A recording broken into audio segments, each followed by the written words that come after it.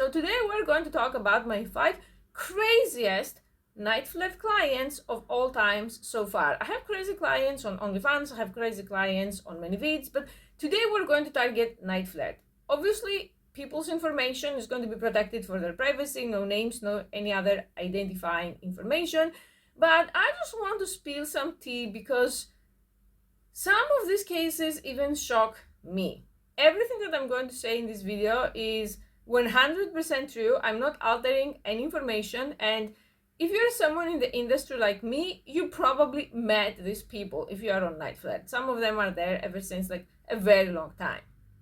Now we're going to start from number 5, which is the least crazy, and move up to number 1, which is the most crazy. And also, if you're a sub or if you're a beta male, this video is going to make you feel so good about yourself, because in a hard time you're going to look at yourself and you're going to think, at least I'm not these guys that she mentioned. Okay, no further intro. Number 5 is a guy that I met years ago when I started on night flirt, and what he does is that he's picking up the phone and he says, I have a secret, I love BBC, and boom, hangs up.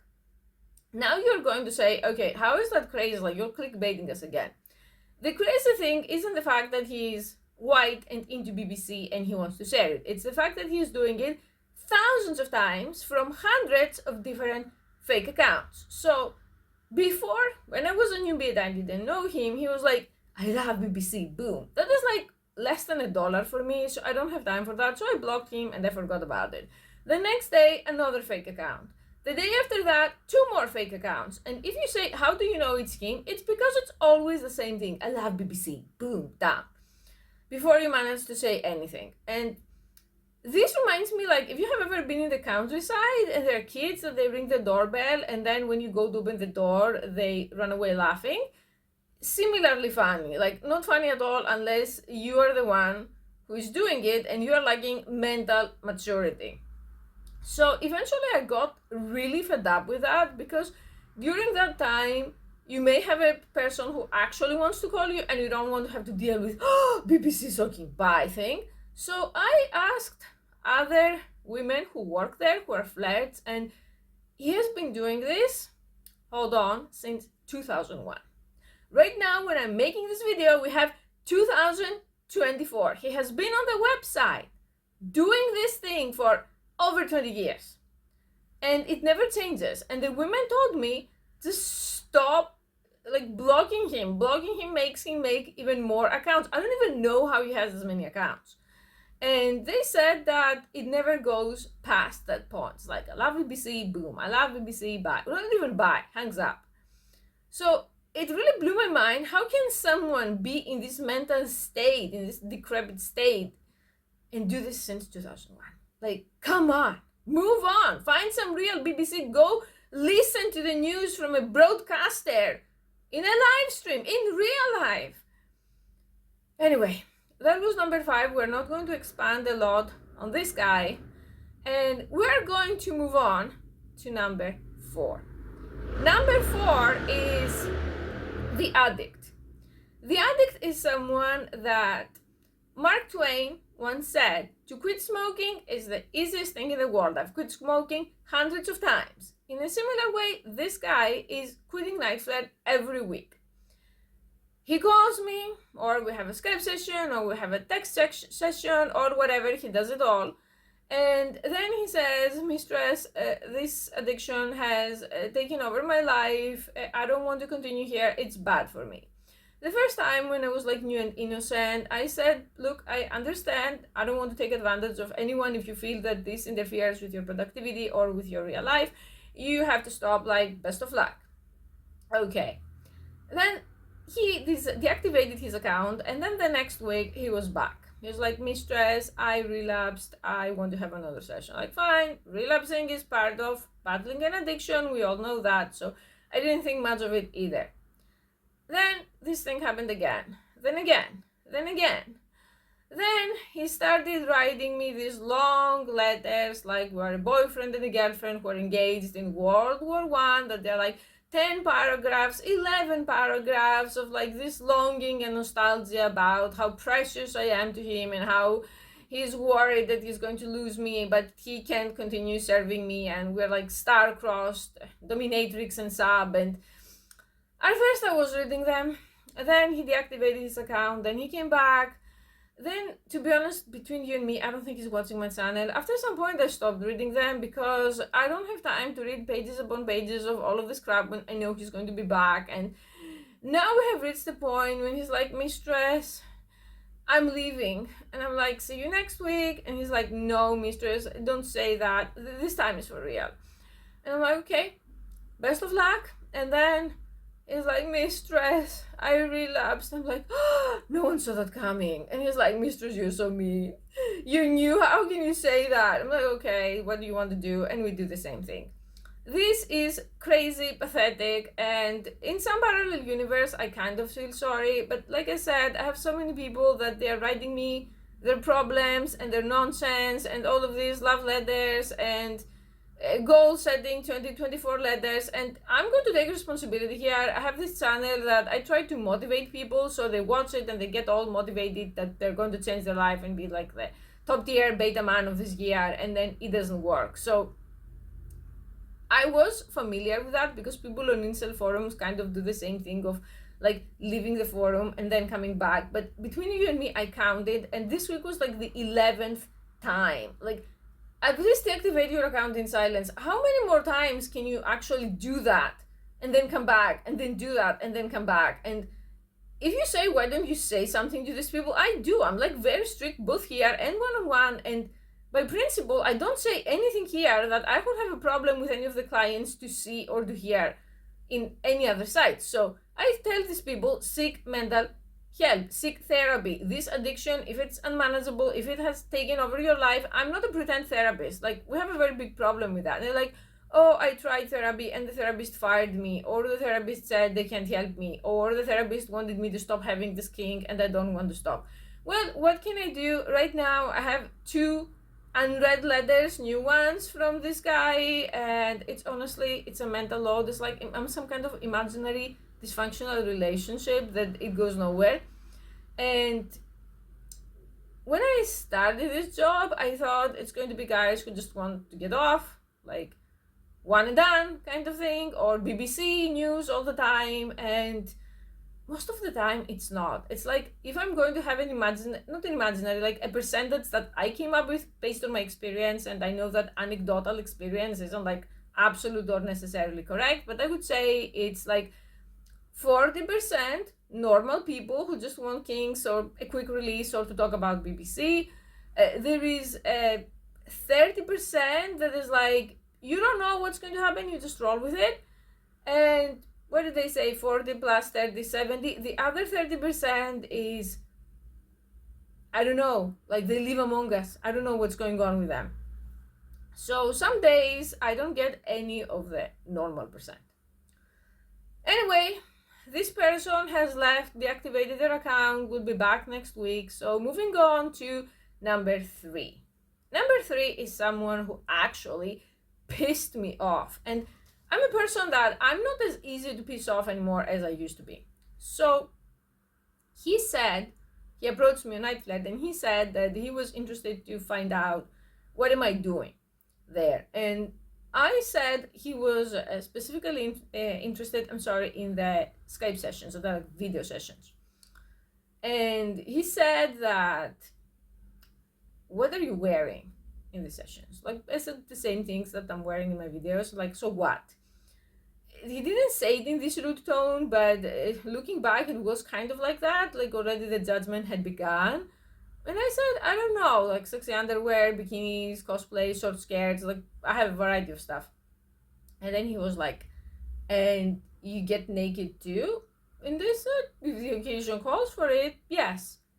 And then, oh my God, it's like, imagine if the most conservative, the most toxic, the most religious person had found out you're in the sex industry. He started like writing these huge emails and huge texts saying, how dare you? You're not a real goddess. Like, and I know you from YouTube. I've lost all respect for you. I was like, why? Like, which one of the things that I do like, made you do that? And he said, a true goddess should never be naked. She should never wear a bikini. She should never wear a short skirt. She should just tease men fully clothed only because subs don't deserve to see naked women.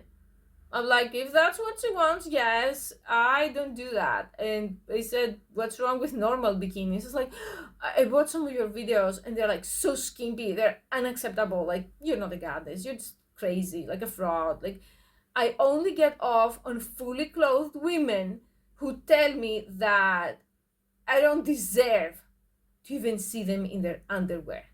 Like, look, first of all, if you try to kink shame me or if you try to shame me in general, I tend to give back what I get and with interest. Second, out of all of the places to kink shame and slut shame me, you're not going to do it on a damn adult site. Like, are you serious? You subscribed here to get off and I'm here to work and you're telling me that I should be fully clothed?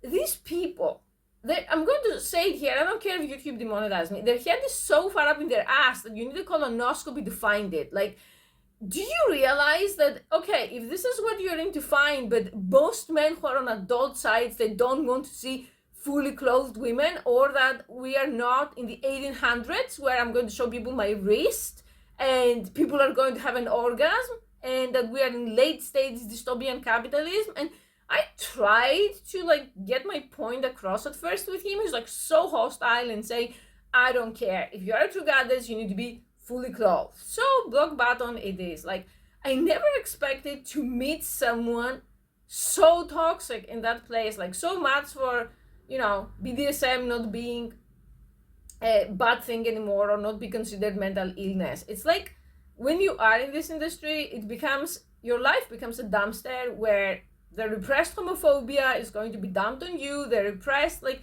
sexism, the repressed whatever problem they have is going to be dumped on you. So I don't know if you're into this type of kink. If you're not aroused by fully clothed women who practically sit there and do nothing, please let me know in the comments, because one day I'm going to send him this video when he comes back from a fake account and say, see what everyone else, like the normal people, are saying. Because it's like, yeah, I understand that it's extremely easy to just sit in a chair fully clothed and talk shit and make money, but that's not my thing. I mean, okay, I'm a professional. People don't understand that, which means there are things that I'm into, there are things that I'm neutral towards, and there are things that I'm not going to do. This is kind of neutral. Like, if it gets you going, of course I can just sit here breathing and make money, but that's not my target audience. So he had caused all of this massive drama and he kept going and going. I have unread mails from him too where he's talking about his problems with me, and that was pretty crazy. Now, number two is a guy that is actually a long-term regular, and he has called me about 15 times so far. Like, he calls approximately once or twice every month, and they are very long calls. And the interesting thing about this guy is that during these 15 long calls, my definition of long is over 1 hour, we never do anything sexual. We talk about a guy who works with him at the restaurant. So this person who calls me has a discussion with me about what his colleague, who he hates, does every week, or what he did in the month before. And if you hear him, it sounds like this colleague is a very toxic person. He said, I prepared lunch for him and for other co-workers, and they thanked me, and he did not. Or he had a birthday party and he invited most of the people in the work and he didn't invite me. And I'm like, I'm sorry to hear that. I guess you wanted to go. And he said, oh no, I wouldn't go. I hate parties. I would be at home anyway. I'm like, okay, then why does it matter that he didn't invite you? He's like, yeah, because I prepared lunch. I told you the other time. And then there is this kind of like long, convoluted, like rambling about this co-worker. It's like, I work with him and I know him, and whatever I suggest to be done to solve the problems, he outright rejects it. So I'm like, can you find another job? No. Can you talk to the manager? No. Can you try to just ignore this person and just do have as little contact as possible with him? No. So what are you going to do? And he's like, I don't know, like my life is so hard, and like the suffering Olympics, like professional victim. And he's like, yeah, and the next time he came over and he wanted help with something, and it's been over a year and he hasn't learned his tasks, and I hate him. And I'm like, okay, I understand. And somewhere around like call number 10, I said, you know that this is like an adult site, right? And he's like, yeah. And I was like, well, don't you want to do anything that is like adult? Like we have talked about this person. Like, are you okay spending so much money to talk about this person? And he's like, yeah. And I'm like, why? And he said, well, I watched your YouTube channel and you understand me. You understand toxic work politics, and that's why I called you to talk to you, because I have no one to talk to about this guy. I think everyone has bailed out, I guess, who's not getting paid to hear about it. So I was like, okay, maybe he's like inexperienced, or maybe he's like needs his time to feel comfortable with me, or maybe he has a kink that is like strange and he doesn't feel ready to like share it with me. So let's keep going. Well, I'm going to make an update if this ever happens, but it's been like 15 months and we're still talking about the guy from work. So I'm expecting him in a few days to pop up again, and he's going to be having the new adventure and the new bad things this villain at work did. And it seems that the other people at the same workplace don't have as many issues as him. Like, I think they're both too dysfunctional between you and me. So it's like playing pretend therapist again, which is something that I really hate, but what can I do? It is what it is. In this dystopia, you have to do what you have to do to make money, BBC or not. So number 2 is the guy who calls me to complain about another guy at his job for months and months and months. Like, I saw him, he has paid over $2,000 so far to talk about that one topic. And number 1, our undefeatable winner, the person that I don't think anyone is ever going to dethrone, is a guy who has a kink that I'm not sure I even know the name in English. So he has called me a few times, and I'm sure that this is his kink at this point, because the first time I was like, there is no way. I misunderstood. So he called me and he's like, hey, I have to whisper because my girlfriend sleeps in the bedroom. And I'm like, hey, because the first rule in adult entertainment is you have to play along. So whatever the person does, you mirror them. So if they're whispering and they're on a crisis, you also whisper to accommodate the cry. So I'm like, I understand that they cannot find out about us. So like, what do you want to do with her sleeping in the other room? And usually when guys want that, it's like because the danger turns them on, or the idea that she's going to walk into them, like, doing what, because this is YouTube, or that they have this BBC fetish. I mean, 9 out of 10 times when they want something weird, the real thing that they want is BBC News, like the most popular station. So I said, what do you want us to do? And then he said, I want to encourage me to have sexual intercourse with a couch. It was like, what? He said, I have a leather couch that I'm very attracted to. And I don't want to do anything sexual with my girlfriend because I'm saving myself, my fluids, how to put it in it. Oh my God, YouTube. I'm saving myself for the couch pretty much, my energy. So at first, I couldn't understand. I was like, do you have any toy attached to the couch? No. Are you going to be laying on the couch? No. Then what are you going to be doing with the couch? So basically, it's like creating friction between yourself and the couch until you ejaculate, but in a way that if you hear how he says it and how he feels it, it's like the couch is a person. Like, he's obsessed with the couch. I'm so sure there's a name for this. I think I looked it up, but I don't remember the English name. So anyway, he says, I want to be with the couch and I want you to encourage me. So I'm like, okay, so what am I supposed to do? And pretty much he wanted me to basically be on the phone, where he was saying that he's so turned on by the couch, and I had to like basically add to the risk and say, oh my God, you have to be quiet. What if your girlfriend finds out? And oh my God. So anyway, after he did the deed with the couch, he wanted to use his tongue to clean up the couch from all the evidence. I don't know if this is YouTube friendly, but it was like, I was there retching, imagining someone doing that to the couch that hasn't been cleaned and that people sit there all day. I was like, okay. And then the next day I was thinking, I must be hallucinating and I imagined it, or there's a language barrier and I misunderstood it. But then he called me again. And then the girlfriend was out of the house this time, and he had a short time for a quickie with the couch. So now this has become a thing, and eventually he wanted to have a session with me, like a Skype session where I have my camera on and he doesn't. And I was like, okay, some people are shy, they won't do that, but I was still third wheeling on the couch with the couch, kind of, and it worked. I can't be more specific, but then he told me, thanks, you are really hot, but I still prefer the couch. I was like, okay, well, it is what it is. We can't be everyone's cup of tea, and I know that sometimes you have to compete with different women in this job, but competing with the couch, I don't have such experience, so I'm going to accept my defeat with dignity and grace.